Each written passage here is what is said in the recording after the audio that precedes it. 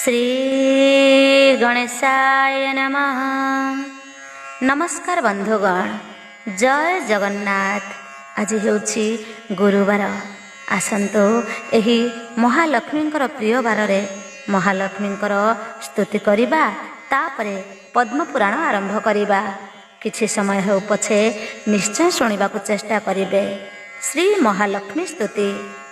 जय जय महालक्ष्मी विष्णुंक घरणी, जय जय महालक्ष्मी संसार पालिनी, जय जय महालक्ष्मी पद्मनिवासिनी,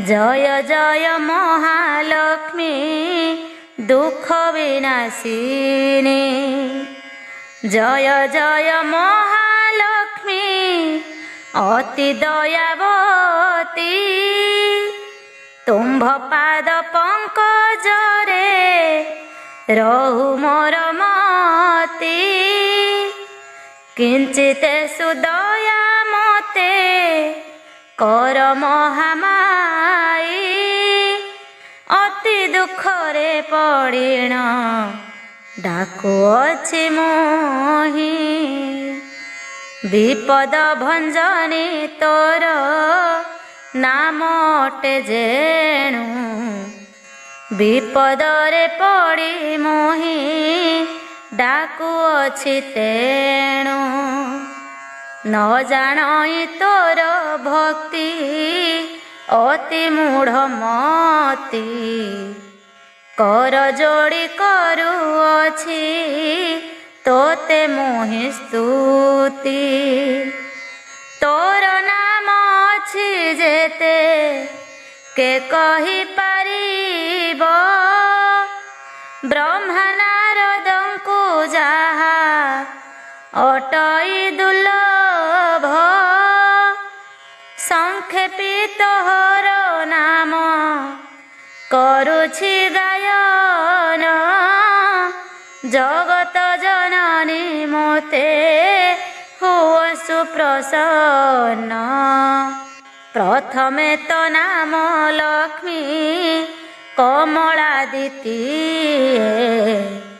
तृतीये नाम तो पद्मा, चतुर्थे हरिप्रिये, पंचमे दारिद्र्य भंजनी तोर नाम ख्यात, षष्ठरे विमला अटु तू ही जगन्मात, सप्तमे जगमोहिनी चंचला अष्टमे, नवमे जानकी रमा नाम तो दशमे, ए दश नाम को प्रति दिन जे स्मरई, दारिद्र्य व्यथा ताहार लेसे न रहोई, तो नाम जपिले दरिद्रता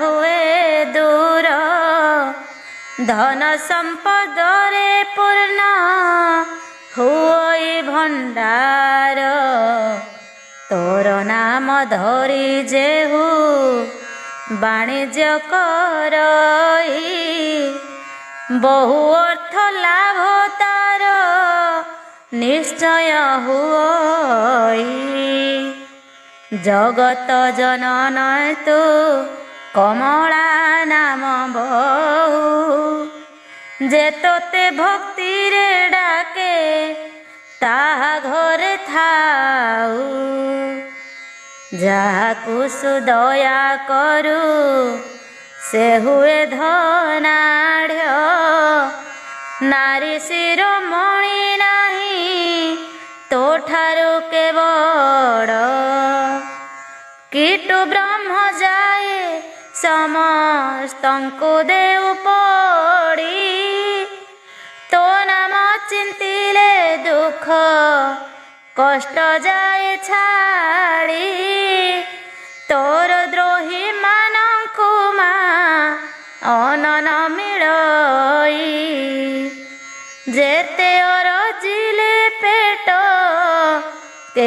ମନ ପୁରଇ ତୋହର ଚରିତ କର୍ଣ୍ଣ ଦେଇ ଯେ ଶୁଣାଇ କିଏ ବା ଭକତି ଭାବେ ମନରେ ଗୁଣାଇ ତାହାର ଦରିଦ୍ରପଣ ଯାଏ ଦୂର ହୋଇ ସର୍ବଦା ପ୍ରସନ୍ନତାକୁ ହେଉ ମହାମାଇ ଏଣୁ ତୋ ଚରଣେ ମାଗୋ କରୁଛି ବିନତି ଦୟା କରି ମାଗୋ ଫେଡ଼ ଏ ଘୋର ବିପତ୍ତି କିଞ୍ଚିତରେ ନେତ୍ର ଢାଳି ଚାହିଁ ଦିଅ ମତେ ମୁହିଁ ଅରକ୍ଷିତ ଜନ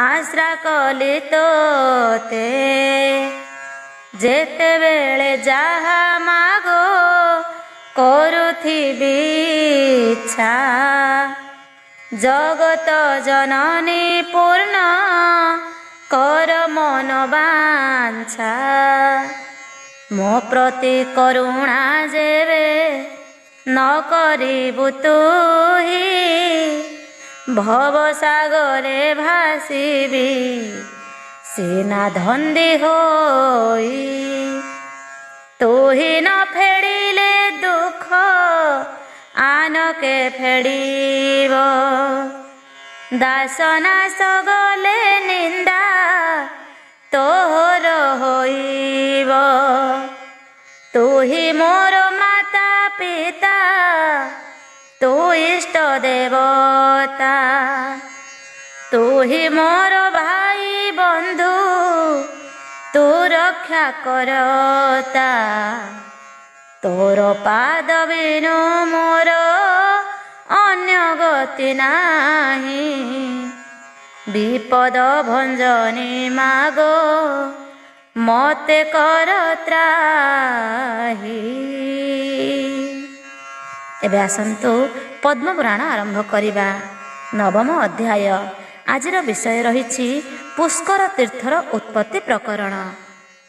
ନୈମିଷାରୁ ଶ୍ରୀଗଣଙ୍କୁ ସୁତ ମହାଜତି କହିଲେ ଆନନ୍ଦେ ସର୍ବେ ଶୁଣ ଦେଇ ମତି ପୂର୍ବେ ଭୀଷ୍ମ ପିତାମହ ଚିର ବ୍ରହ୍ମଚାରୀ ପୁଲସ୍ତ୍ୟଙ୍କୁ ଯାପୁଥିଲେ ହୃଦେ ମୋଦ ଭରି କହିଲେ ଭୀଷ୍ମ କହନ୍ତୁ ଆହେ ଋଷି ବୀର ଉତ୍ପତ୍ତି ହେଲା କିପରି ପୁଷ୍କର କ୍ଷେତ୍ରର କହିଲେ ପୁଲସ୍ତ୍ୟ ଶୁଣ ଭୀଷ୍ମ ମହାମନା ଦେବଗଣର କଲ୍ୟାଣ କରିଣ କାମନା ପ୍ରତିଷ୍ଠିତ ଥିଲା ଆଗୁ ଏକ ସମ୍ମେଳନ କାନ୍ତିମତୀ ବୋଲି ଅଟେ ସେହି ସଭା ନାମ ଋଷିବୃନ୍ଦ ସୁରଙ୍କରେ ହୋଇ ନିଷେବିତ ସେହି ସଭା ବାଞ୍ଚୁଥିଲା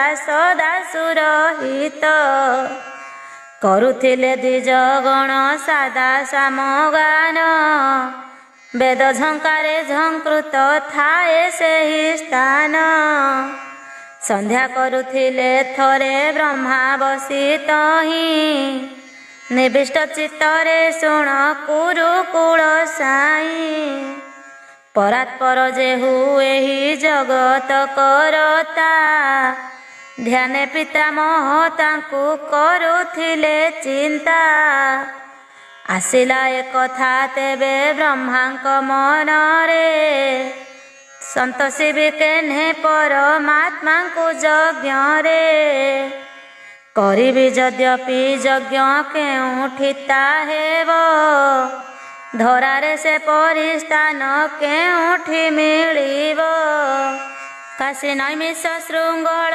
କୁରୁକ୍ଷେତ୍ର ତୁଙ୍ଗ ଭଦ୍ର ସରସ୍ୱତୀ କାଞ୍ଚି ବେଦିକା ପ୍ରୟାଗ ପ୍ରଭାସ ଆଦି ଏ ତୀର୍ଥେ ଜଗତ ମଧ୍ୟରେ ଉତ୍ତମ ବୋଲି କଥିତ ହୋଇଛି ଶାସ୍ତ୍ରରେ ଏହାଙ୍କ ବ୍ୟତୀତ ଅନ୍ୟ ତୀର୍ଥେ ଛନ୍ତି ରହି, ସେ ପୁଣ୍ୟ ତୀର୍ଥଙ୍କ ସଂଖ୍ୟା କେ ପାରିବ କହି। ଖ୍ୟାତିରେ କାହାକୁ କିଏ ନୁହନ୍ତି ନିଉନ, ଯଜ୍ଞ ପାଇଁ ହୋଇପାରେ ଯଥାର୍ଥ ଏ ସ୍ଥାନ। ସ୍ଥିତ ମୁଁ ଯଥା ଦେବଙ୍କ ମଧ୍ୟେ ଆଦି ଦେବ, ସେହିପରି ଏକ କାର୍ଯ୍ୟ ମୋ ଦ୍ୱାରା ହୋଇବ। କରିବି ମୁଁ ତୀର୍ଥ ଭବେ ଶ୍ରେଷ୍ଠ ହେବ ସେହି, ଆହେ ଭୀଷ୍ମ ବ୍ରହ୍ମା ମନେ ଏହି କଥା ଧ୍ୟାଇ। ଭାବିଲେ ଯେଉଁ ସ୍ଥାନରୁ ହେଲି ମୁହିଁ ଜାତ, ବିଷ୍ଣୁଙ୍କର ନାଭି ପଦ୍ମ ରୂପେ ତାହା ଖ୍ୟାତ। ବେଦଜ୍ଞ ଋଷିଏ ତାକୁ କହନ୍ତି ପୁଷ୍କର, ପବିତ୍ର କୀର୍ତ୍ତି ରହିଛି ତେଣୁ ତାହାଙ୍କର। ପ୍ରତାପତି ବ୍ରହ୍ମା ଏହି କଥା ଚିନ୍ତା କଲେ, ଦୃଢ଼ ମନେ ପୃଥିବୀକୁ ଯିବା ସ୍ଥିର କଲେ। ବେଦବର ସେହି ସ୍ଥାନ ଖୋଜି ପ୍ରଥମରେ, ପ୍ରବେଶ ହୋଇଲେ ସେହି ପବିତ୍ର ବନରେ। ନାନା ଦ୍ରୁମରେ ଶୋଭିତ ଥିଲା ସେ କାନନ, ବିବିଧ ଲତାରେ ପୁଣି ତା ଥିଲା କୀର୍ଣ୍ଣ। ବୃକ୍ଷଲତା ଧରିଥିଲେ କୁସୁମ ସମ୍ଭାର, ଶୁଭୁଥିଲା ଭ୍ରମରଙ୍କ ଗୁଣୁ ଗୁଣୁ ସ୍ୱର। ନ୍ୟୁନ ହୋଇବ ତାକୁ ନନ୍ଦନ କାନନ, ଚିତ୍ତହର ରୂପେ ଥିଲା ଅତି ଅନୁପମ। ବାଣର ଥିଲା ହରସ ମନ ନୟନର, ଜଗତେ ନ ରଖି କିଛି ତାଠାରୁ ସୁନ୍ଦର। ପ୍ରବେଶୀ କମଳ ଜନି ସେ ପୂତ କାନନେ, ନିରେଖିଲେ ତାକୁ ଭୀଷ୍ମ ବିମୁଗ୍ଧ ନୟନେ। ସେ ବନର କାନ୍ତି ଅଟେ ଦର୍ପଣ ସମାନ, ବ୍ରହ୍ମା ତାକୁ ନେତ୍ର ପଥେ କରୁଥିଲେ ପାନ। ବୃକ୍ଷପନ୍ତି ଆଗମନ ଜାଣ ବ୍ରହ୍ମାଙ୍କର, ଆନନ୍ଦେ ଅର୍ପିଲେ ପାଦେ କୁସୁମ ସଭାର। ବୃଷ୍ଟି ହେଲା ସୁବାସିତ କୁସୁମ ନିଚୟ, ଦେଖି ତାହା ମନ ତୁଷ୍ଟ ହେଲେ ପିତାମହ। କହିଲେ ତାପରେ ସେ ଯେ କମଳ ଆସନ, ରେଲ ତା ପାଦପେ ହେଉ ତୁମ୍ଭର କଲ୍ୟାଣ। ଇଚ୍ଛା କରିଅଛି ଯେବେ ତୁମ୍ଭଙ୍କୁ ମୁଁ ବର, ମାଗ ଯାହା ଇଚ୍ଛା ତାହା ଦେଉଛି ତୁମ୍ଭର। ଅବଗ୍ରହେ ରହିତ ସେ ବନେ ବୃକ୍ଷ ଶ୍ରେଣୀ, ଆଦିଦେବ ବ୍ରହ୍ମାଙ୍କର ସେହି କଥା ଶୁଣି। କର ଯୋଡ଼ି ତାଙ୍କ ପାଦେ କରି ନମସ୍କାର, କହିଲେ ହେ ପ୍ରଭୁ ତୁମ୍ଭେ ଶରଣ ସୋଦର। କୃପା ଯେବେ କରିଛନ୍ତି ପ୍ରଭୁ ଆମ୍ଭ ପ୍ରତି, ମାଗୁ ଏହି ବର ଦିଅ ଆମ୍ଭକୁ ସମ୍ପ୍ରତି। ଏହି ବନେ ଏହି ସ୍ଥାନେ ରହିବେ ଆପଣ, ମାଗୁଅଛୁ ଏହି ବର କରନ୍ତୁ ପ୍ରଦାନ। ପୁଣି ପ୍ରଭୁ ତୁମ୍ଭ ପାଦେ କରୁ ନମସ୍କାର, କରନ୍ତୁ ପୂର୍ଣ୍ଣ ଏ ମନ କାମନା ଆମ୍ଭର। ତା ଶୁଣି କହିଲେ ବ୍ରହ୍ମା ଏହି ପୁଣ୍ୟକ୍ଷେତ୍ର, ସବୁ ତୀର୍ଥ ଠାରୁ ହେବ ପରମ ପବିତ୍ର। ସଦା ପୁଷ୍ପ ଫଳବନ୍ତ ହେବ ଏ କାନନ, ସୁସ୍ଥିର ଯୌବନା ହୋଇଥିବ ଚିରଦିନ। ଯହିଁକି ଯିବା ଇଚ୍ଛିବ ତହିଁ ଯାଉଥିବ, ଇଚ୍ଛା ରୂପ ଧୀରଣରେ ସକ୍ଷମ ହୋଇବ। ସର୍ବଦା ଉତ୍ତମ ଫଳ କରିବ ପ୍ରଦାନ, ଇଚ୍ଛା ଅନୁସାରେ ଦେବ ପ୍ରାଣୀଙ୍କୁ ଦର୍ଶନ। ଶ୍ରେଷ୍ଠ ସିଦ୍ଧି ଜାଣରଣ ଦେବ ମାନବର। ଉଜ୍ଜଳ ହୋଇବ ସଦା କିରତି ଏହାର। ମୋହର ପ୍ରଭାବେ ତୁମ୍ଭେ ହେବ ଭକ୍ତିମନ୍ତ। ଏହି ବରଦାନ କଲେ ସାବିତ୍ରୀଙ୍କ କାନ୍ତ। ବ୍ରହ୍ମା ଅନୁଗ୍ରହ ଲଭି ସେ ଦିବ୍ୟ କାନନ। ତିନି ଭୁବନରେ ହେଲା ମହାପୁଣ୍ୟ ସ୍ଥାନ। ସହସ୍ରେ ବରଷ ବ୍ରହ୍ମା ହୋଇ ତହିଁ ସ୍ଥିତ। ଧରା ପରେ ସମ୍ପାଦିଲେ ପଦ୍ମ ପଦ୍ମ ହସ୍ତ। ସେ ପୁଷ୍ପର ନିପତିତେ ପୃଥିବୀ କମ୍ପିଲା। ଶୁଣ ଭୀଷ୍ମ କ୍ରମେ ରସା ତଳଗାମୀ ହେଲା। ପ୍ରକମ୍ପିତ ହେଲା ଧରା ଅତ୍ୟନ୍ତ ବେଗରେ। କ୍ଷୋଭେ ଯୁକ୍ତ ହେଲା ସିନ୍ଧୁ ବହୁତ ରଙ୍ଗରେ। ବେଳା ଲଙ୍ଘି ସେହି କାଳେ ଆସିଲା ସାଗର। ବାଘ ସାପେ ପୂର୍ଣ୍ଣ ହୋଇ ଗଙ୍ଗାଙ୍କ କୁମର। ତେବେ ସମୁଦ୍ରରୁ ଯେଉଁ ଧ୍ୱନି ଜାତ ହେଲା। ଇନ୍ଦ୍ରକର ସ୍ଥିତ ବଜ୍ର ଶବଦେ ନିନ୍ଦା କଲା। ତା ଶୁଣି ସିନ ହୋଇଲେ ପର୍ବତ ଶିଖର। ଆକାଶରେ ଦୃଶ୍ୟ ହେଲା ଗନ୍ଧର୍ବ ନଗର। ନଭପୂର୍ଣ୍ଣ ହେଲା ସୁର ସିଦ୍ଧ ବିମାନରେ। ଖସିଲେ ପୃଥିବୀ ପୃଷ୍ଠେ ସବୁ ଚକ୍ରାକାରେ। ଦଶ ଦିଗ ଅତି ଭୟଙ୍କର ଦେଖାଗଲା। ମହାବାତ ସହ ମେଘ ଆକାଶେ ଉଠିଲା। ଅନ୍ୟ ସବୁ ଜ୍ୟୋତି ନାଶି ଆଦିତ୍ୟ ଦ୍ୱାଦଶ। ସମସ୍ତଙ୍କ ନୟନର ହୋଇଲେ ପ୍ରକାଶ। ସୂର୍ଯ୍ୟ ମଧ୍ୟ ସେ କାଳରେ ହୋଇଲେ ଅସ୍ଥିର। ପୁଷ୍କର ନିକଟେ ହେଲା ଶବ୍ଦ ଅତି ଘୋର। ବଧିର ହୋଇଲେ ସର୍ବେ ଶୁଣି ସେ ଶବଦ। ବ୍ୟାକୁଳିତେ ଚରାଚର ହୋଇଲେ ସ୍ତବଧ। ଭୟଭୀତ ହେଲେ ତ୍ରିପୁରର ଚରାଚରେ।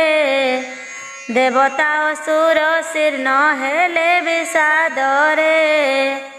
ଅବସାଦେ ବୁଡ଼ିଗଲା ସମସ୍ତଙ୍କ ମନ। ଶୁଣ ଆହେ ଭୀଷ୍ମ ଦେଖି ସେ ଦୃଶ୍ୟ ଭୀଷଣ। କି ହୋଇବ ପରିଣାମ କେହି ନ ଜାଣିଲେ। ଧୈର୍ଯ୍ୟ ଧରି ସର୍ବେ ପରେ ବ୍ରହ୍ମା ପାଶେ ଗଲେ। ଖୋଜିଲେ ବ୍ରହ୍ମାଙ୍କୁ କିନ୍ତୁ ନ ପାଇଲେ କାହିଁ। ବିଶେଷ ଆକୁଳ ହେଲେ ତାଙ୍କ ଦେଖା ପାଇଁ। କେଉଁଠାକୁ ଗଲେ ବ୍ରହ୍ମା ସର୍ବେ ବିଚାରିଲେ। ଭୂମି କମ୍ପିବା କାରଣ କେହି ନ ଜାଣିଲେ। ଉତ୍ପାତର ପୂର୍ବ ରୂପ ତାହାକୁ ବିଚାରି। ଭାବୁଥିଲେ ତେବେ ତହିଁ ପହଞ୍ଚିଲେ ହରି। ଦେଖି ସୁରଗଣ ତାଙ୍କ ପାଦ ପଦ୍ମେ ନମି। ପଚାରିଲେ ଦୟା ବହି କହ ଆହେ ସ୍ୱାମୀ। ଏ ଯାହା ହେଉଛି ତାର କି ଅଛି କାରଣ।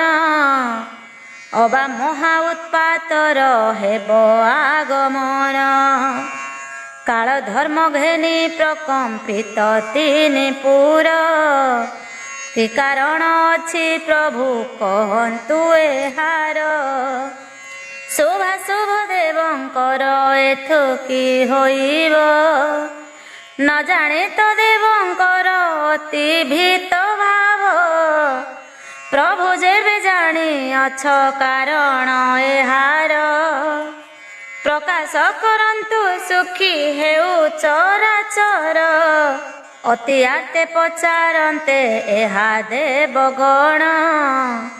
ଉତ୍ତରିଲେ ଅନୁଗ୍ରହେ କମଳା ରମଣ। ଜାଣେ ମୁହିଁ ସୁରେ ଯାହା କାରଣ ଏହାର। ଏଥିପାଇଁ ନୁହ ସୁର ବ୍ୟାକୁଳ ଅନ୍ତର। ଭୟ ଭିତର କାରଣ ଏଥି କିଛି ନାହିଁ।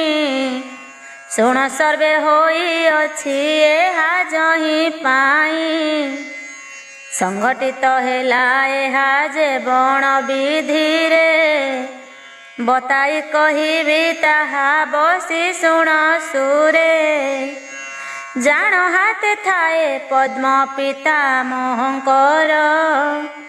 ତେଣୁ ତାଙ୍କ ଅନ୍ୟ ନାମ ଅଟେ ପଦ୍ମକର। ଯଜ୍ଞ କରିବା କାମନା ଧରି ହୃଦୟରେ। ବୁଲିଲେ ଧରାରେ ପୁଣ୍ୟ ସ୍ଥାନ ସନ୍ଧାନରେ। ଭୂଧର ନିମ୍ନରେ ବନ ଅତ୍ୟନ୍ତ ସୁନ୍ଦର। ଯଜ୍ଞ ଯୋଗ୍ୟ ହେବ ଏହି ଇଚ୍ଛା ବ୍ରହ୍ମାଙ୍କର। ଭ୍ରମଣ ମଧ୍ୟରେ ପଦ୍ମ ବ୍ରହ୍ମା କରୁ ଖସି। ପଡ଼ିଲା ଧରାରେ ଶୁଣ ସୁରପୁରବାସୀ। ପଦ୍ମପାତନରେ ଶବ୍ଦ ସର୍ବେ ଯା ଶୁଣିଲ।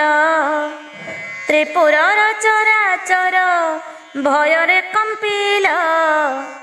ତରୁରାଜି ବ୍ରହ୍ମା ପାଦେ ଦେଲେ ଉପହାର। ଯେ ସୁମନତା ଗନ୍ଧରେ ବାସିତ ଅମ୍ବର। ବନ ଉପହାରେ ବ୍ରହ୍ମା ମନ ଆନନ୍ଦରେ। ଅନୁଗ୍ରହ କଲେ ମୃଗ ନାଭି ପ୍ରଦାନରେ। ବିଚାରିଣ ତିନି ପୁରୋହିତ ସମ୍ପାଦନ। ସ୍ଥିର କଲେ ତାକୁ ନିଜ ନିବାସର ସ୍ଥାନ। ପୁଷ୍କର ନାମେ ନାମିତ ସେ ସ୍ଥାନ ହୋଇଲା। କ୍ଷେତ୍ର ରୂପେ ଜଗତରେ କୀର୍ତ୍ତି ପ୍ରକାଶିଲା। ବୃଷଭ କ୍ଷେତ୍ରେ ଆବର ନାମ ଅଟେ ତାର। ଭାଗବତ ଗ୍ରନ୍ଥେ ତାହା ହୋଇଛି ପ୍ରଚାର। ହିତକର ଲୋକଙ୍କର ଅଟଇ ଏ କ୍ଷେତ୍ର। ତହିଁ ଯାଏ ଥରେ ସେ ହୁଏ ପବିତ୍ର। ଦେବଙ୍କୁ କହିଲେ ହରି ଆସ ସଙ୍ଗେ ମୋର। ଦର୍ଶନ କରିବା ସର୍ବେ ସାବିତ୍ରୀଙ୍କ ବର। ଯଥାରୀତି ସର୍ବେ ତାଙ୍କୁ କରିବା ଅର୍ଚ୍ଚନା। ସନ୍ତୁଷ୍ଟ ସେ ହେବେ ଘେନି ଆମ୍ଭ ଆରାଧନା। ପ୍ରୀତ ଯେବେ ହେବେ ତେବେ ଯାଚି ଦେବେ ବର। ଆନନ୍ଦରେ ଲକ୍ଷ୍ମୀ ବର କହିଲେ ହେ ଗିର। ହର୍ଷ ଭରେ ଦେବ ଦାନବଙ୍କୁ ସଙ୍ଗେ ଘେନି। ସେହି ବନେ ପ୍ରବେଶିଲେ ଦେବ ଚକ୍ରପାଣି। ଯେଉଁ ବନେ ରହିଥିଲେ କମଳ ଉଦ୍ଭବ। ମନେ ରଖିଥାଅ କୁରୁକୁଳର ପୁଙ୍ଗବ। ଆହେ ଭୀଷ୍ମ ତଦ ପରେ ହର୍ଷେ ଦେବଗଣ। ଇନ୍ଦ୍ରଙ୍କୁ ଆଗରେ ରଖି ଭ୍ରମିଲେ ସେ ବନ। ସୁଖୀ ହେଲେ ସୁରେ ସେହି ବନର ଶୋଭାରେ। ସ୍ୱର୍ଗ ସୀମଣିଲେ ତୁଚ୍ଛ ତାହାର ଆଗରେ। ବୁଲି ବୁଲି ସୁରକୂଳ ହୋଇଗଲେ ଶ୍ରାନ୍ତ। ତଥାପି ପାଇଲେ ନାହିଁ ସେ ବନର ଅନ୍ତ। ଖୋଜି ବୁଲୁଥିଲେ ବାଟେ ଦେଖିବନେ। ସକଳ ଦେବତା ଗଲେ ତାଙ୍କ ସନ୍ନିଧାନେ। ଉଦ୍ଦେଶ୍ୟ ଦେବତାଙ୍କର ପ୍ରଭଞ୍ଜନ ଜାଣି। କହିଲେ ହେ ଭୀଷ୍ମ ଅତି ଧୀରେ ବାଣୀ। ଶୁଣ କହେ ସୁରଗଣ ବିନା ତପସ୍ୟାରେ। ଦେଖି ନ ପାରିବ କେବେ ବ୍ରହ୍ମାଙ୍କୁ ନେତ୍ରରେ। ପଦ୍ମ ଭବେ ଖୋଜି ଖୋଜି ସେହି ସମୟରେ। ଅତି ସିନ୍ନ ହୋଇ ରହିଥିଲେ ସବୁ ସୁରେ। ସେ କାରଣ ସେହିଠାରେ ବସି ଦେବଗଣ। ସତପସ୍ୟା କଲେ ସ୍ତୁତି ଶୁଣ ବୀରଗଣ। ଜାଣି ମନ କର ମରେ ସର୍ବଦୈବତ ଶରଣ ରକ୍ଷକ ଜାଣି କମଳ ସଦ୍ଭୂତ। କହିଲେ କରନ୍ତୁ ରକ୍ଷା ହେ କଞ୍ଜ ନୟନ, ତୁମ୍ଭ ବିନା ଆମ୍ଭର କେ ନାହିଁ ପରିତ୍ରାଣ। ଶରଣାଗତ ଆମ୍ଭଙ୍କୁ ଜାଣି ଦେବ ବର, ବାରେ ମାତ୍ର ଆମ୍ଭ ପ୍ରତି ଅନୁଗ୍ରହ କର। ସନ୍ତୁଷ୍ଟ ହୋଇ ସ୍ତବରେ ବ୍ରହ୍ମା ବ୍ରହ୍ମବେତ୍ତା, କହିଲେ ହୃଦରୁ ସୁରେ ଛାଡ଼ି ଦିଅ ଚିନ୍ତା। ନିଶ୍ଚୟ ତୁମ୍ଭଙ୍କୁ ଏବେ ଦେବି ମୁଁ ଦର୍ଶନ, ତପରେ କରିଛ ଯେଣୁ ମୋତେ ସୁପ୍ରସନ୍ନ। ପ୍ରକାଶ କର ଏ କ୍ଷଣି କି ଇଚ୍ଛା ତୁମ୍ଭର, ଯା ଚାହିଁବ ନିଶ୍ଚୟରେ ଲଭିବ ସେ ବର। ଅପ୍ରାପ୍ୟ ହେଲେ ହେଁ ତାହା କରିବି ମୁଁ ଦାନ, ଶୁଣି ତାହା ଦେବଗଣ କହିଲେ ଶରଣ। କର ପଦ୍ମକୁ ଧରାରେ କରିଣ ପାତନ, ଅପର୍ଯ୍ୟାପ୍ତ ତାହା ଯାହା କରିଅଛ ଦାନ। ଉତ୍ପନ୍ନ ହୋଇଛି ତହୁଁ ଯେ ଶବ୍ଦରୁ ଚିର, ସ୍ଥିର ହୋଇ ହୃଦେ ତାହା ରହିଛି ଆମ୍ଭର। କହ ପ୍ରଭୁ ଥିଲା ତହିଁ କିବା ପ୍ରୟୋଜନ, ବ୍ୟାକୁଳିତ କଲା ଧରା କରି ପ୍ରକମ୍ପନ। କେଉଁ କାର୍ଯ୍ୟ ଏଥୁ ସିଦ୍ଧ ହୋଇଲା ତୁମ୍ଭର, ଯା ଫଳେ ହୋଇଲା ଭୟ ଭୀତ ତିନି ପୁର। ତବ ସୃଷ୍ଟି ନ ହୋଇ କେବେ ନିରର୍ଥକ, ତେଣୁ ତା ଉତ୍ପତ୍ତି ହେତୁ କହ ଚତୁର୍ମୁଖ। କେଉଁ କାର୍ଯ୍ୟ ଲୋଡ଼ା ହେବ ଆବର କହିବ, ତା ଶୁଣିଲେ ଆମ୍ଭ ମନ ସନ୍ତୋଷ ହୋଇବ। ଶୁଣିଦେବ ତାଙ୍କ ବାଣୀ କମଳ ଆସନ, କହିଲେ ତୁମ୍ଭ ହିତ ବୋଲି ମନେ ଘେନ। ଚିତ୍ତରେ ବିଚାରି ସୁରେ ରକ୍ଷଣ ତୁମ୍ଭର, ବିଧାନ ମୁଁ କଲି ଏହି ପଦ୍ମ ପତନର। ପକାଇଲି କରୁ ପଦ୍ମ ସୁରେ ଯହିଁ ପାଇ, ତାହାର କାରଣ କହେ ଶୁଣ ମନ ଦେଇ। ଶିଶୁ ଜୀବନ ହାରକ ବଜ୍ର ନାଭ ଦୈତ୍ୟ, ଶୁଣ ଦେବେ ରସା ତଳେ ଗୋପ୍ୟ କଲା ଗାତ୍ର। ଭୟ ବୋଲି କିଛି ତାର କାହାଠାରେ ନାହିଁ, ସେ କ୍ଷଣିତା କରେ ଖଳ ଯାହା ବିଚାରଇ। ତୁମ୍ଭେ ନିଶ୍ଚୟ ଏଠାକୁ ଆସିବ ଜାଣିଲା, ତୁମ୍ଭଙ୍କୁ ବଧିବା ପାଇଁ ଉପାୟ ପାଞ୍ଚିଲା। ତପସ୍ୟାରେ ରତ ବେଳେ ଶାସ୍ତ୍ର ଦେବଙ୍କର, ତୁମ ବୋଧେ ରଖି ଚିତ୍ତ କଲା ଅଧିକାର। ଆହେ ସୁରଗଣ ସେହି କଥା ମୁଁ ଜାଣିଲି, କମଳ ପାତନେ ସେହି ଦୈତ୍ୟ ଘାତ କଲି। ଐଶ୍ୱର୍ଯ୍ୟ ଗର୍ବରେ ଥିଲା ଦୁରାତ୍ମା ମୋହିତ, ସେହି କାରଣୁ ତାକୁ ମୁଁ କରିଅଛି ହତ। ଦେବେ ବିପ୍ରେ ଦୁର୍ଗତିରୁ ହୋଇଯିବେ ପାର, ଦେବ ବେଦ ଭକ୍ତଙ୍କର ଦୁଃଖ ହେବ ଦୂର। ତିନେ ପୁର ଲୋକଙ୍କର ବିଚାରି ସୁଗତି, ଫିଙ୍ଗିରି କରୁ କମଳ କମ୍ପିଗଲା କ୍ଷିତି। ଦେବଦାନବ ଉରଗ ମନୁଷ୍ୟ ରାକ୍ଷସ, ସମସ୍ତ ଭୂତ ସହିତ ଶୁଣ ହେ ତ୍ରିଦଶ। ସମସ୍ତଙ୍କ ପ୍ରତି ମୋର ସମାନ ପୀରତି, ସହି ମୁଁ ନ ପାରେ କେବେ କାହାର ବିପତ୍ତି। ତ୍ରିପୁର କଲ୍ୟାଣ ପାଇଁ ଆହେ ଦେବଗଣ, ପଦ୍ମପାଦେ ଦୁରାତ୍ମର ସାଧିଲି ନିଧନ। ଦର୍ଶନ କରି ମୋର ମନ୍ତ୍ରିତ କମଳ ପୁଣ୍ୟଲୋକ ପ୍ରାପ୍ତ ହୋଇଅଛି ସେ ଅସୁର। ପଦକୁ ମୁଁ କରୁ ଖସାଇଲି ଯେଉଁଠାରେ ପୁଷ୍କର ନାମରେ ଖ୍ୟାତ ହେବ ସେ ଲୋକରେ।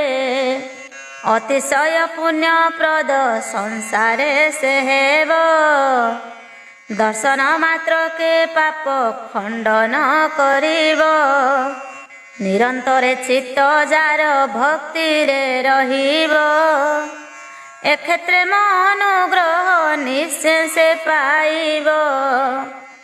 ଏକାନନେ ନିତ୍ୟ ଯେହୁ କରିବ ନିବାସ ବୃକ୍ଷଙ୍କୁ କରିବ ପୂଜା ମନେ ବହିତୋଷ।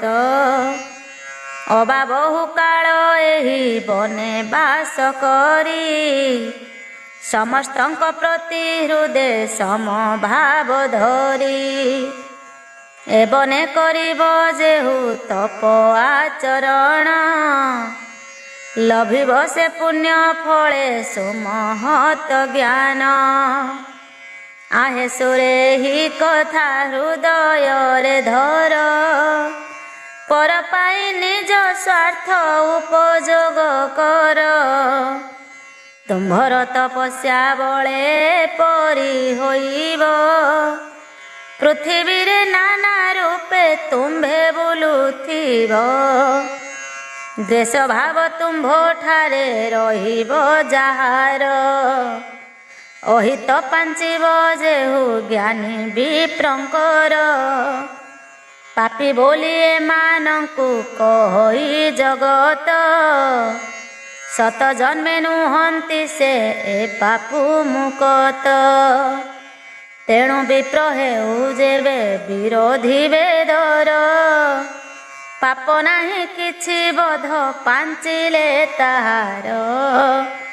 ବଧ କଲେ ମଧ୍ୟ ଲୋକ ନିନ୍ଦା ନ ହୋଇବ ଜଣେ ପାଇଁ ଯେବେ କୋଟି ଜୀବନ ରହିବ।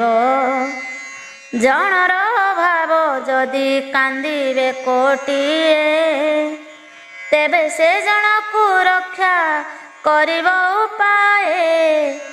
ବେଦାନ୍ତ ଧ୍ୟାନରେ ପୁତ ବିପ୍ରେ ଶ୍ରଦ୍ଧା ଭରେ ଭୋଜନରେ ତୃପ୍ତ କଲେ କଥିତ ପୁଣ୍ୟରେ।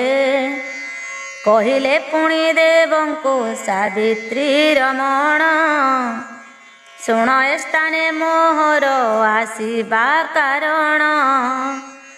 ଆବର ରହିଲି କିମ୍ପା ମୁହିଁ ଏ କାନନେ କହୁଛି ତା ଦେବ ଗଣ ଶୁଣ ସାବଧାନେ। ଚନ୍ଦ୍ର ନଦୀର ହେହା ଉତ୍ତର ଦିଗରେ ନିରନ୍ତରେ ସରସ୍ୱତୀ ଥାନ୍ତି ପଶ୍ଚିମରେ। ପୂର୍ବ ଦିଗେ କୃଷ୍ଣା ନଦୀ ଜାଣ ଯାଏ ବହି କଳ୍ପଜୀବୀ ସେହି ନାମ ପୁଷ୍କର ଅଟଇ। ବିଦିତ ଲୋକେ ବେଦରେ ବ୍ରହ୍ମଯଜ୍ଞ ସ୍ଥଳ ଅଟେ ପବିତ୍ର ଅତି ଶାନ୍ତନ ଦୁଲାଳ। ଅଧିଷ୍ଠାନ ଅଟେ ଏହା ପଦ୍ମଜନୀଙ୍କର ଉତ୍ତମ ପବିତ୍ର ରୂପେ ତିନି ପୁରେ ସାର। ମଧ୍ୟମ ତୀର୍ଥ ଯେତେକ ଅଟନ୍ତି ବୈଷ୍ଣବ ବିଷ୍ଣୁ ତାର ଅଧିଷ୍ଠାତା ବୋଲି ନ ବୁଝିବ। ଛୋଟ ତୀର୍ଥ ଯେତେ ଅଛି ସଂସାର ଭିତରେ ଶଙ୍କର ତା ଅଧିଷ୍ଠାତା ବିଦିତ ଶାସ୍ତ୍ରରେ। ସଂସାର ମଧ୍ୟରେ ଯେତେ ଛନ୍ତି କ୍ଷେତ୍ରବର ତାହାଙ୍କ ମଧ୍ୟରେ ଶ୍ରେଷ୍ଠ ଅଟଇ ପୁଷ୍କର। ଆଦ୍ୟ କ୍ଷେତ୍ର ଅଟେ ଏହା ଚତୁର୍ମୁଖ କୃତ ବେଦରେ ଗୋପ୍ୟ ଆବର ଅଟଇ ପବିତ୍ର। ପୁଷ୍କର ନାମକୁ ବହୁ ଅଛି ଯେ ଅରଣ୍ୟ ଜାଣ ତାହା ଅଟେ ବ୍ରହ୍ମ ଯୋନିଙ୍କ ଆସ୍ଥାନ।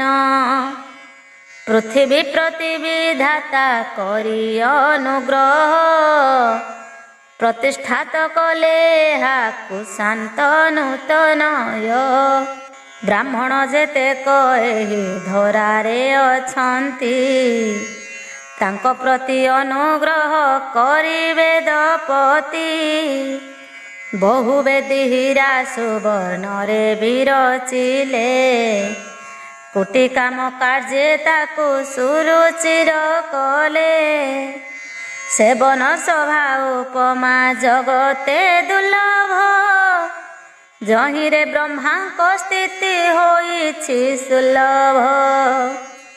ବୈକୁଣ୍ଠ ବିହାରୀ ବିଷ୍ଣୁ ରୁଦ୍ର ସଚିବର, ମରୁତ ମହେନ୍ଦ୍ର ତଥା ଅଶ୍ୱିନୀ କୁମାର। ଆବର ସ୍ୱର୍ଗରେ ସ୍ଥିତ ସମସ୍ତ ଦେବତା, ଭ୍ରମନ୍ତି ଏହି କାରଣେ ମନୁ ଛାଡ଼ି ଚିନ୍ତା। ଏକଥା କହିଲେ ଭୀଷ୍ମ ସାବିତ୍ରୀଙ୍କ ସାଇଁ, ନିର୍ମିତ ଏ ତୀର୍ଥ ଲୋକ ଅନୁଗ୍ରହ ପାଇଁ।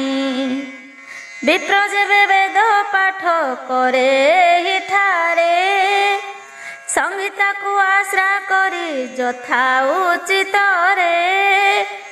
ବିଧି ବିଧାନ ସହିତ ମନ୍ତ୍ରେ କରି ଯୁତ, ଯେ ପଢ଼େ ହୋଇଣ ଗୁରୁ ପଦ ସେବାରତ। ନିଶ୍ଚୟ ସେହି ପାଠକ ବ୍ରହ୍ମ ପଦ ପାଇ, ଜନ୍ମ ମରଣ ଚକ୍ରରୁ ରହେ ଆଡ଼ ହୋଇ।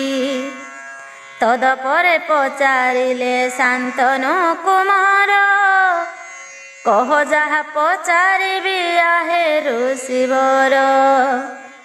ପୁଷ୍କର ତୀର୍ଥେ ରହିବା କାମନା ଯାହାର, ବ୍ରହ୍ମ ପ୍ରାପ୍ତି ଇଚ୍ଛା ମାତ୍ର ଧରି ହୃଦୟର।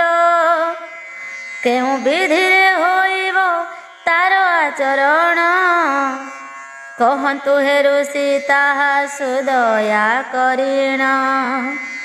ବର୍ଣ୍ଣଶ୍ରମ ଧର୍ମୀ କି ପୁରୁଷ ବା ନାରୀ, ଏହି ପୁଷ୍କର କ୍ଷେତ୍ରରେ ବାସ ଇଚ୍ଛା କରି।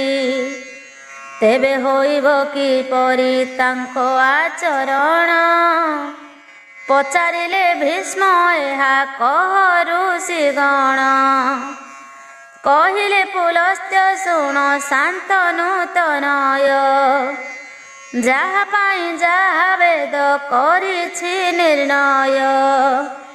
ସ୍ୱଧର୍ମ ପାଳି ତାହାର ଆଚରଣ କଲେ, ଲୋଭେ ନର ବ୍ରହ୍ମ ପଦ ଭୀଷ୍ମ ଶୁଣ ଭଲେ। ନତ କରି ମଥା ହରି ପଦ ପଙ୍କଜରେ, କହେ ଗୋପୀନାଥ ବୁଧେ କ୍ଷମା କର ତାରେ। ଇତି ଶ୍ରୀ ପଦ୍ମପୁରାଣେ ସୃଷ୍ଟିଖଣ୍ଡେ ପୁଲସ୍ତ୍ୟ ଭୀଷ୍ମ ସମ୍ବାଦେ ପୁଷ୍କର ତୀର୍ଥ ଚରିତ୍ର ବର୍ଣ୍ଣନ ନାମ ନବମ ଅଧ୍ୟାୟ। ଦଶମ ଅଧ୍ୟାୟ ବ୍ରହ୍ମଦେବକୃତ ଯଜ୍ଞ ବର୍ଣ୍ଣନା। କହିଲେ ଶାନ୍ତନୁ ସୁତ ଆହେ ତପୋଧନ, କହିଲି ବନିଜେ ତୀର୍ଥ ମହାତ୍ମ୍ୟ ଉତ୍ତମ। କମଳପାତନେ ଯେଉଁ ତୀର୍ଥ ହେଲା ଜାତ, ବ୍ରହ୍ମ ସଦାଶିବ ବିଷ୍ଣୁ ହେଲେ ତହିଁ ସ୍ଥିତ। ଏହି ତିନି ଦେବ ଶ୍ରେଷ୍ଠ ତହିଁ ହୋଇ ଠୁଳ, କି କଲେ କୁହନ୍ତୁ ତାହା ହେ ମୁନି ଶାର୍ଦୂଳ। କହ ବ୍ରହ୍ମା କଲେ ତହିଁ ଯଜ୍ଞ କେଉଁ ପରି, ସଜଜ ଶ୍ରୁତି କପଣେ କାରେ ଥିଲେ ବରି। କାହାର କି ଭାଗ ଥିଲା କୁହ ସେ ଯଜ୍ଞରେ, ଖରଚ ହୋଇଲା ଦ୍ରବ୍ୟ କେତେ କଥରେ। କହ କିଏ କେତେ ଯଜ୍ଞେ ଦକ୍ଷିଣା ପାଇଲେ, କିପରି ସେ ବେଦୀ ଯାହା ବ୍ରହ୍ମ କରିଥିଲେ। ଓସାର ଲମ୍ବ ଅଟଇ କେତେ ସେ ବେଦୀର, ଯଜନ ଯୋଗ୍ୟ ଦେବଙ୍କେ ଯାହା ମନୋହର। ଶୁଭୁଥିଲା ଯେଉଁଠାରେ କୁତ ବେଦ ଧ୍ୱନି, ଯାହାର ଝଙ୍କାରେ ପୁତ ଥିଲା ଏ ଅବନୀ। କେଉଁ କାମନା ପୂରଣ ପାଇଁ ପଦ୍ମ ଭବ, ଏ ଜାଗକୁ ଇଚ୍ଛା କଲେ ତା ମଧ୍ୟ କହିବ।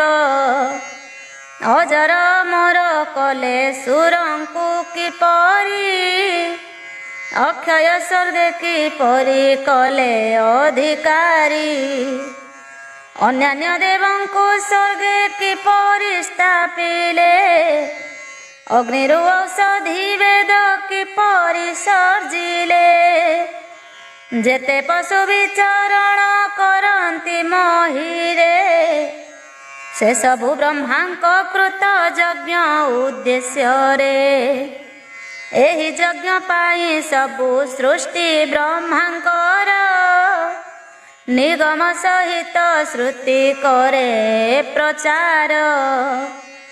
ଉତ୍ତର ଦିଅନ୍ତୁ ଋଷି ଏହି ମୋ ପ୍ରଶ୍ନର, ସେ ଜାଗର ଅଂଶ କିଛି କରିଣ ପ୍ରଚାର।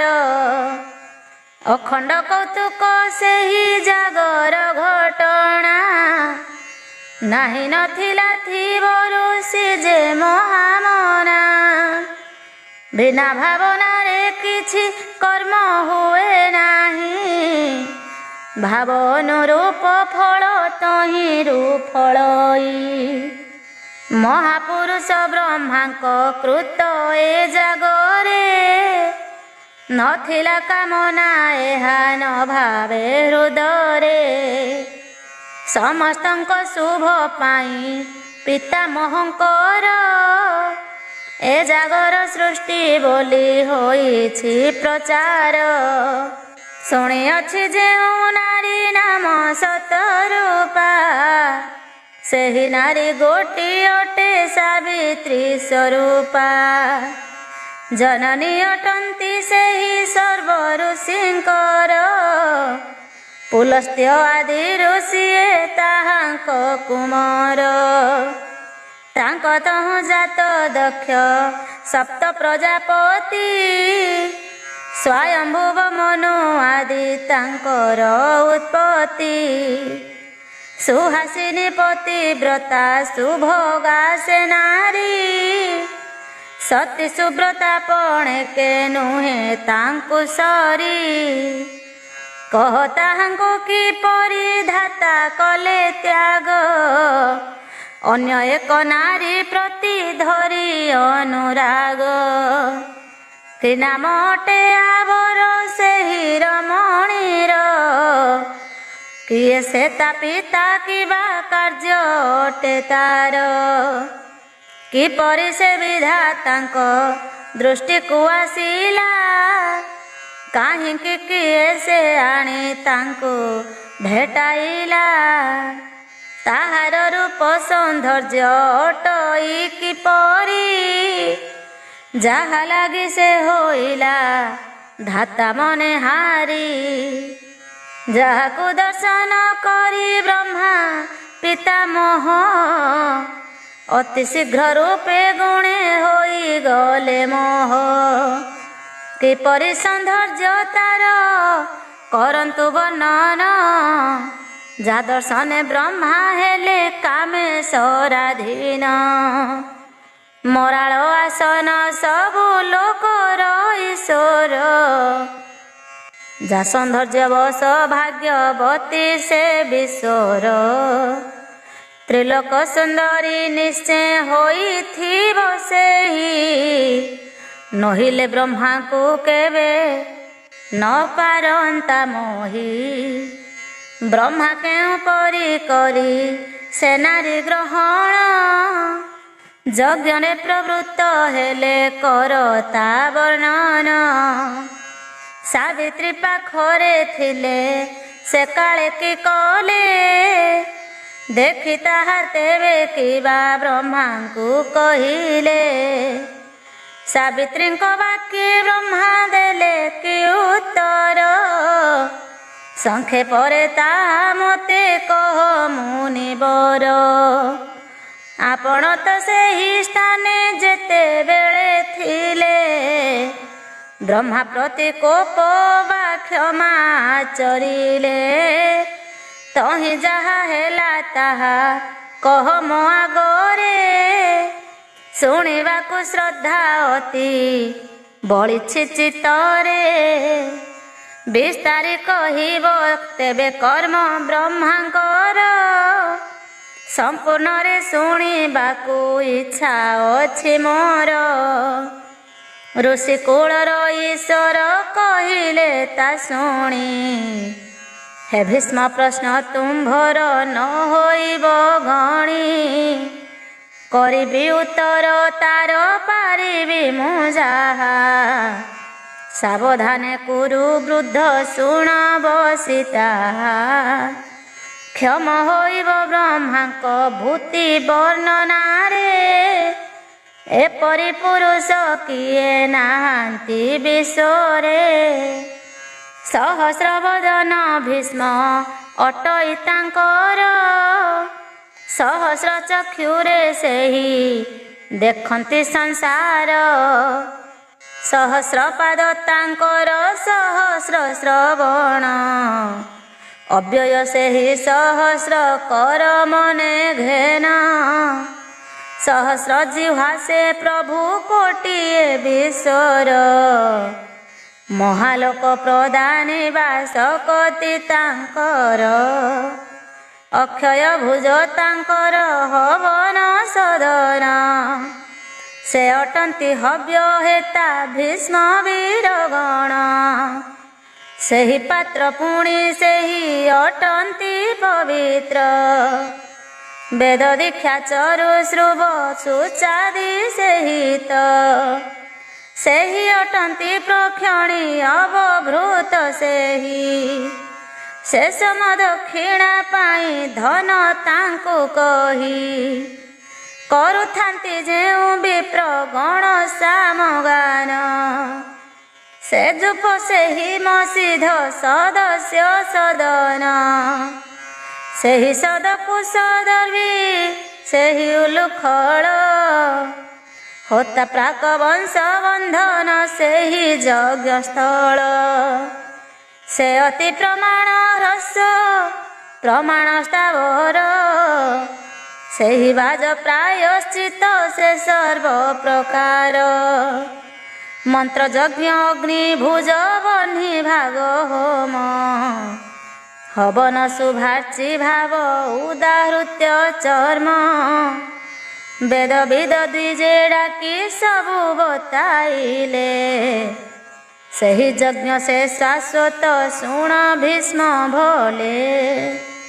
ତୁମ୍ଭେ ଯା ପଚାରିଥିଲ ସେ ପୁଣ୍ୟ ପ୍ରସଙ୍ଗ। କହିଲି ଯା ଜାଣିଥିଲି କୁରୁ ବଂଶ ସ୍ତମ୍ଭ। ବ୍ରହ୍ମା ଯହିଁ ପାଇଁ ଧର୍ମ କଲେ ଧରାରେ। ସୁର ନର ଲୋକ ସୃଷ୍ଟି ହିତ କାମନାରେ।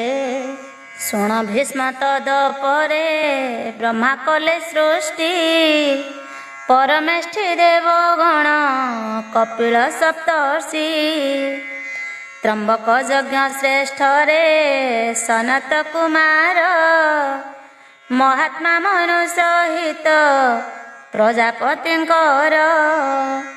ପୁରାଣ ବେଦ ଜାତେଜ ନିନ୍ଦଇ ପାବକ। ବ୍ରହ୍ମା ତେବେ ହେଲେ ଭୀଷ୍ମ ଏହାଙ୍କ ଜାତକ। ସାଇତ କମଳ କୋଶ ମଧୁ ପ୍ରଥମରେ। ତହିଁ ଜାତ ହୋଇଥିଲେ ବିଧାତା ପୂର୍ବରେ। ସେ ପଦ୍ମକୋଶରୁ ମଧ୍ୟ ଜାତ ସବୁ ଦେବ। ଋଷିଗଣ ସହିତରେ ହେ କୁରୁ ପୁଙ୍ଗବ। ମହାତ୍ମା ବ୍ରହ୍ମା ସମ୍ଭବ ଯେ ପଦ୍ମ ପୁଷ୍ପରୁ। ପୁରାଣ ବେଦ ସଂହିତା ଶ୍ରୁତି ତାଙ୍କ ଠାରୁ।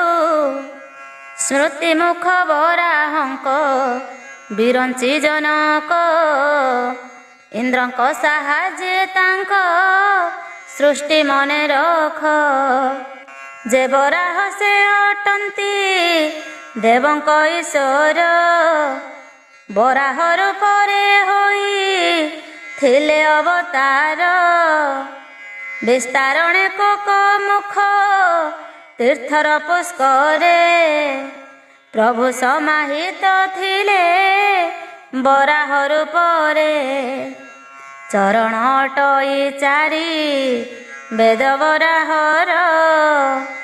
ଯୁପତାର ଦନ୍ତ ବୋଲି ଘେନ କୁରୁ ବୀର। ତାହାର ହସ୍ତଟି କ୍ରତୁ ଚିତି ତାର ମୁଖ। ରସନା ଅଗ୍ନି ତାଲମ କୁଶ ମନେ ରଖ। ମହାତପୀ ବ୍ରହ୍ମା ଅଟେ ତାର ଶୀର୍ଷ ସ୍ଥାନ। ଅହୋରାତ୍ର ନେତ୍ର ବେଦ ଶ୍ରୁତି ତା ଭୂଷଣ। ଅଟଇ ହେ ଭୀଷ୍ମ ଘୃତ ନାସିକା ତାହାର। ମନେ କର ଶ୍ରୁବ ତାର ମୁଖର ଗହର। ଗର୍ଜନ ସେ ବରାହର ସାମବେଦ ଧ୍ୱନି। ଜାଣ ଭୀଷ୍ମ ମନେ କିଛି ସଂଶୟ ନ ଘେନି। ଶ୍ରୀ ସମ୍ପନ୍ନ ସେ ବରାହ ସତ୍ୟ ଧର୍ମେ ଯୁତ। ବିକ୍ରମ କର୍ମ ସମ୍ଭାରେ ଅଟେ ଅତି ପୂତ। ପ୍ରାୟଶ୍ଚିତ ଅଟେ ମହା ଘୋର ନଖ ତାର। ମଖର ଆକୃତି ତାର ଜାନୁର ସଞ୍ଚାର। ଉଦ୍ଗାତନ୍ତ୍ର ହୋମ ଲିଙ୍ଗ ତାର ଅନ୍ତରାତ୍ମା। ଫଳ ବୀଜ ମହୋଦଧି ଯୁକ୍ତ ସେ ମହାତ୍ମା। ମନ୍ତ୍ର ଅସ୍ଥିରେ ଯୁକ୍ତ ସେ ଛେପ ତାର ଜଳ। ଅସ୍ଥିରତା ତାହାଙ୍କର ଅଟେ କୁରୁ ବୀର। ସ୍କନ୍ଧ ତାହାଙ୍କର ବେଦ ହବି ଅଟେ ଗନ୍ଧ। ହବ୍ୟ କବ୍ୟ ବେଦ ସହ ବେଶିତା ସମ୍ବନ୍ଧ। ପ୍ରାକ୍ତନ ଶରୀର ତାର ସୁଦୀପ୍ତିରେ ଯୁକ୍ତ। ଆବର ବହୁ ପ୍ରକାରେ ଦୀକ୍ଷା ସମାର୍ଚିତ। ଅଶେଷ ଦକ୍ଷିଣା ଅଟେ ହୃଦୟ ତାହାର। ମହାଯଜ୍ଞ ବରାହ ସେ ଈଶ୍ୱର ବିଶ୍ୱର। ସୁନ୍ଦର କର୍ମ ଉପାନ୍ତ ଆର୍ଯ୍ୟାବର୍ତ୍ତ ଶିରି। ଛାୟା ଜାୟା ପ୍ରଭାବରେ ମଣି ଶୃଙ୍ଗ ପରି। ଉତ୍ସର୍ଗ ତାଙ୍କର ସବୁ ଲୋକହିତ ପାଇଁ। ବରାହ ସ୍ୱରୂପ ଧରି ଥିଲେ ରମା ସାଇଁ। ଉଦ୍ଧରିଣ ପୃଥିବୀକୁ ଦନ୍ତାଗ୍ରେ ଧଇଲେ। ଯେଉଁଠାରେ ପୂର୍ବେ ଥିଲା ତହିଁ ନିବେଶିଲେ। ବରାହ ରୂପରେ ପରା ପର ଭଗବାନ। ଜାପରସ ପାଇ ଧରା ଲଭିଲା ନିର୍ବାଣ। ସାଧିଥିଲେ ପ୍ରଭୁ ବ୍ରହ୍ମା ହିତ ଏହିପରି। ବରାହ ପ୍ରଭୁ ରୂପରେ ଧରା ଦନ୍ତେ ଧରି। ପ୍ରବେଶୀ ସମୁଦ୍ର ଜଳ ମଧ୍ୟେ ଭଗବାନ। ପୁଷ୍କର ମଧ୍ୟରୁ ପୃଥ୍ୱୀ କଲେ ଉଦ୍ଧାରଣ। ସମଦମାଦିରେ ଯୁକ୍ତ ଦିବ୍ୟ କୋକା ମୁଖ। ସ୍ଥିତ ହୋଇ ରହିଛନ୍ତି ଶୁଣ ବୀର ଶିଖ। କେକା ମୁଖ ତୀର୍ଥ ବରେ ଅତି ହର୍ଷ ଭରେ। ସମସ୍ତ ଆଦିତ୍ୟ ବସୁ ଗଣ ସହିତରେ। ମରୁଦ୍ଗଣ ଦେବ ସାଧ୍ୟ ରାକ୍ଷସ କିନ୍ନର। ଦିଗ ବିଦିଗ ପୃଥିବୀ ନଦୀ ରତ୍ନାକର। ଚରାଚର ଶ୍ରେଷ୍ଠ ଗୁରୁ ବ୍ରହ୍ମାଙ୍କ ସହିତ। ଶୁଣ ଭୀଷ୍ମ ଭଗବାନ ତେବେ କଲେ ସ୍ଥିତ। ସେହି କାଳେ କହିଥିଲେ ପ୍ରଭୁ ଭଗବାନ। କହୁଛି ପାଳିବ ସର୍ବେ ଯତ୍ନେ ମୋ ବଚନ। ଏ ତୀର୍ଥକୁ ଗୋପନୀୟ ରଖିବନି ରତେ ତୁମ୍ଭ ସମସ୍ତଙ୍କୁ ରକ୍ଷା କରିବା ନିମନ୍ତେ। କହିଲେ ପ୍ରଭୁଙ୍କୁ ତେବେ ମରାଳ ବାହନ, ମୋହର ଏହି ମିନତି ଶୁଣ ଭଗବାନ। ଆପଣ କହିଲେ ଯାହା କରିବି ସେପରି, ବିଷ୍ଣୁଙ୍କୁ କହିଲେ ମଦେ ସାବିତ୍ରୀ ବିହାରୀ। କହି ଏହା ଆନନ୍ଦରେ ବିଷ୍ଣୁ ମୁଖ ଚାହିଁ, ପୁଣି ଯା କହିଲେ ତାହା ଶୁଣି କୁରୁ ସାଇଁ। ତୁମ୍ଭେ ମୋ ପରମ ଦେବ ମୋ ପରମ ଗୁରୁ, ତୁମ୍ଭେ ମୋ ପରମ ଧାମ ବାଞ୍ଛା କଳ୍ପତରୁ। ଶ୍ରେଷ୍ଠ ଦେବ ତୁମ୍ଭେ ଇନ୍ଦ୍ର ଆଦି ଦେବଙ୍କରେ, ବିକଶିତ ପଦ୍ମ ଶୋଭା ଯୁଗଳ ନେତ୍ରରେ। ଶତ୍ରୁପକ୍ଷ କ୍ଷୟକାରୀ ସର୍ବଦା ଆପଣ, ନହିଲେ ମୋ ଯଜ୍ଞ ନାଶ ହୋଇଥାନ୍ତା ଜାଣ। ଯଜ୍ଞର କ୍ଷୟକାରକ ଦାନବ କୁଳର, ଉତ୍ପାତରୁ କିଏ ରଖି ଥାନ୍ତା ଚକ୍ରଧର।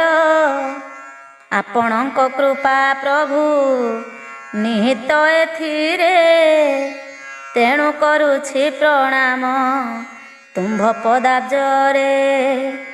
ସୁପ୍ରୀତ ହୋଇଣ ସ୍ତବେ କହିଲେ ଶ୍ରୀହରି, ରହ ଦେବ ଈଶ ହୃଦ ଭୟ ଦୂର କରି।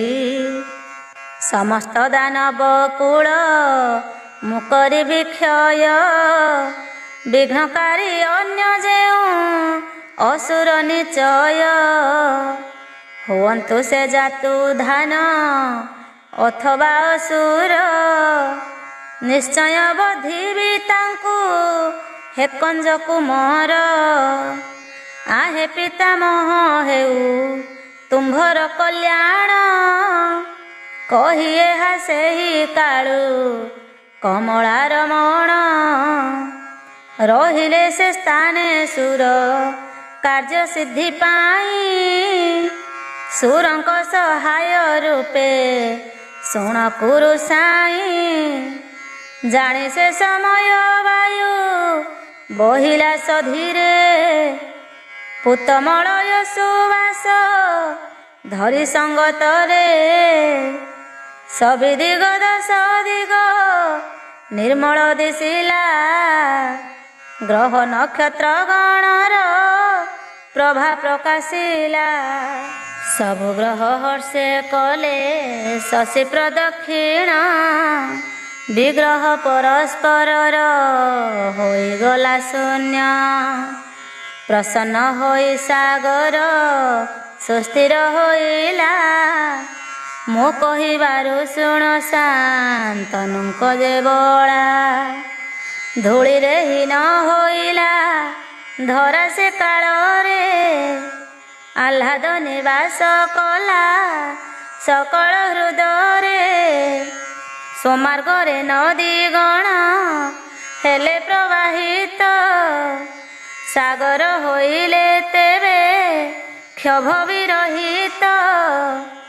ମନୁଷ୍ୟଙ୍କ ହୃଦୟରେ ଇନ୍ଦ୍ରିୟ ସକଳ, ଶାସନ ଅଧୀନ ହୋଇ ରହିଲେ କେବଳ। ପ୍ରବୃତ୍ତ ହୋଇଲେ ସର୍ବେ ଶୁଭ କର୍ମରେ, ପରପୀଡ଼ା ପ୍ରବୃତ୍ତିକୁ ବରଜି ସୂଚିରେ।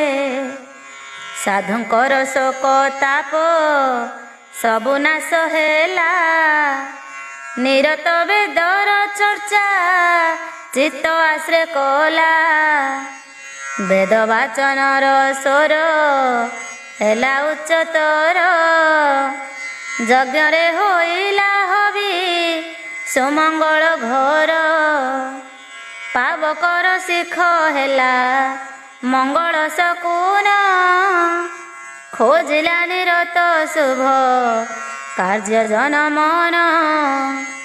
उत्तम वृत्ति सर्वदा सर्वे आचरिले प्रसन्नता धरी भय दुख भरजिले सत्य प्रतिज्ञा होइले भवे सबु नर प्रभुଙ୍କ श्रीमुख शुणी से अमीय गिर राक्षस दानव सह देवता सकल तेबे भीष्म सेहि ठारे आसी हेले ठूल भूत प्रेत पिशाचादी आसिले कमरे नाग विद्याधर सह गंधर्व किन्नरे औषधि वनिष्ठति जहि जेते थिले शुण भीष्म सेहि ठारे से काले आसिले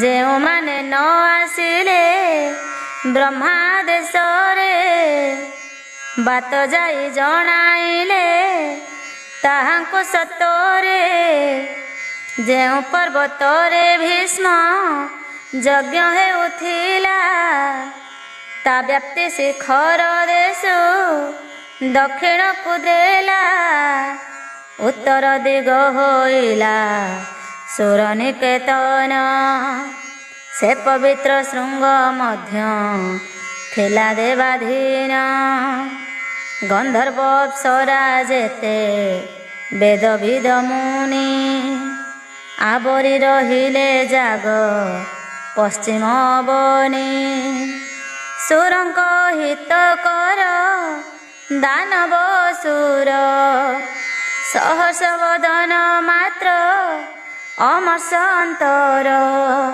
सर्वे थिले ऋषिंकर सेवा परायण से सेवारे न्यस्त करी थिले प्राण मन ता मध्यरे थिले बहु ऋषि ब्रह्म ऋषि देवर्षि ब्राह्मण सह बहुत राजसी जाग पाई होइथिला सर्व समागम चाहिथिले हेब केबे आरंभ योजन पशु पक्षी जेते थिले समस्त विश्वरे रुंड हेले तही जाग दर्शन इच्छारे ब्राह्मण इत्यादि वर्ण प्रिय जा भोजन सुभोजन प्राप्ति पाई कले आगमन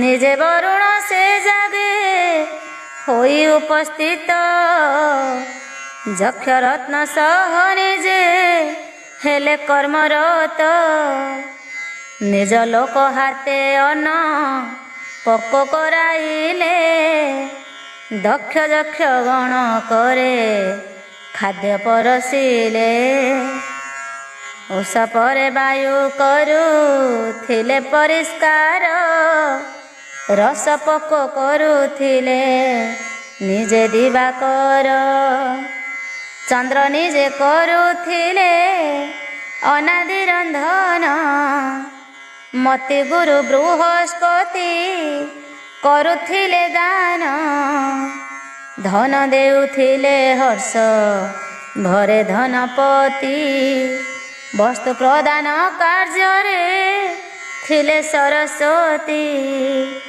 ଥିଲା ଭୀଷ୍ମ ସେହି ବସ୍ତ୍ର ବହୁତ ବର୍ଣ୍ଣର ଯା ପିନ୍ଧିଲେ ଅସୁନ୍ଦର ଦିଶିବ ସୁନ୍ଦର।